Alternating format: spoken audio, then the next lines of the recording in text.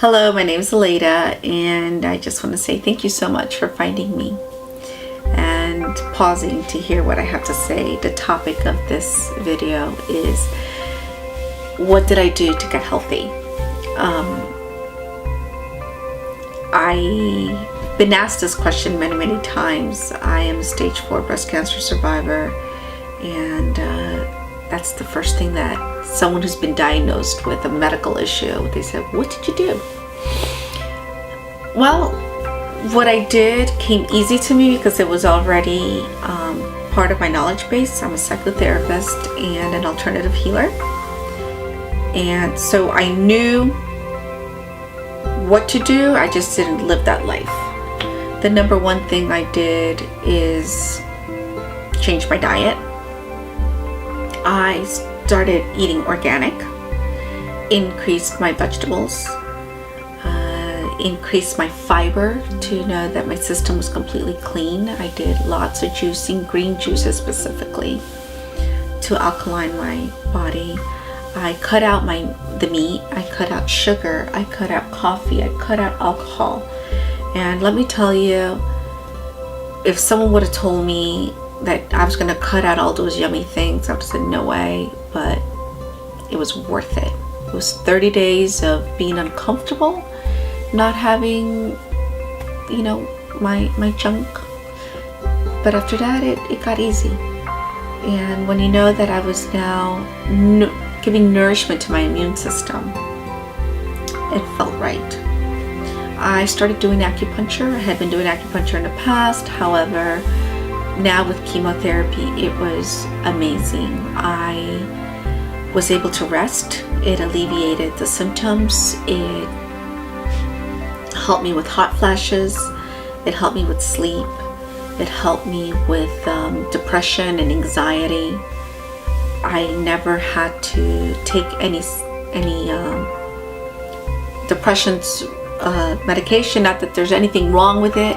I just feel that for me, acupuncture really helped me so that I didn't have to take more medication. So I highly recommend it. I did yoga, I ran. I've always been an active woman when it comes to working out. However, with the cancer, you had this notion like, oh, you have to rest, no more running or yoga. And for me, it was like, yes, I am not stopping. Even on my weakest days, if I had to take 3 or 4 steps, I did it. I wanted my body to be alive, and I wanted to feel strong. So it was like my rebellion, like to the illness. I was going to continue being active. I worked. I just shared with you, I'm a psychotherapist, so I'm my own boss.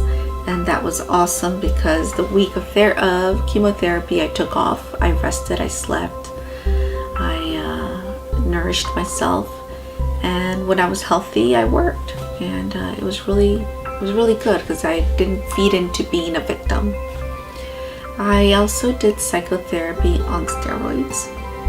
I've always been in some form of counseling. However, during the chemotherapy, I was going sometimes twice a week. I was working with a healer. I was working with a coach as well, a spiritual healer and a coach. I created a team of support, that I knew my family nor my friends couldn't give to me. Because at the end of the day, when you have a terminal illness, it is a lonely journey, and your loved ones are as in much pain as you are. So in therapy, I was really taken back when, probably 2 or 3 months into it, I realized that I had stopped talking about my story and my drama of cancer and my self-pity and my issues, and I was talking about family and marriage and friends and resentments and issues. And I was like, wow, even though I have cancer, my focus is still others.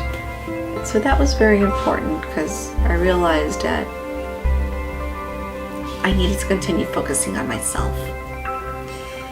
I also did a silent retreat, Vipassana.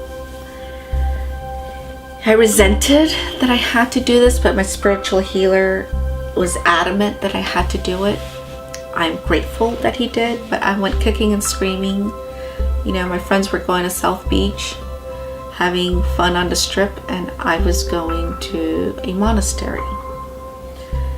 It was a painful yet beautiful experience because I detoxed. I detoxed from noise. I detoxed from my environment. I detoxed from my thoughts. And I connected with my inner self, my quiet self. And it's very beautiful. It's very healing. Because remember, if you can change your mindset, you have now changed your body chemistry, your some say even your DNA. I prayed and I meditated. The power of prayer is probably the most important thing to do out of all this. You will be surprised how powerful prayer is. And for me, I had the privilege to hear that people were praying for me around the world. I got people in Africa, people in Latin America, people in Asia, here all over the United States. It was so warming to the heart to know that strangers were praying for me. And I prayed. I prayed for guidance. I prayed for serenity. I prayed for a miracle. I also prayed for acceptance if it is that I had to depart.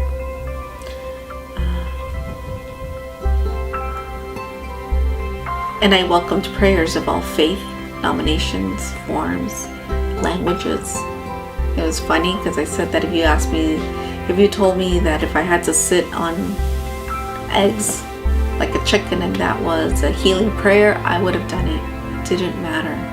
It's one God, one life, one being. So I thank you. I hope this helps you.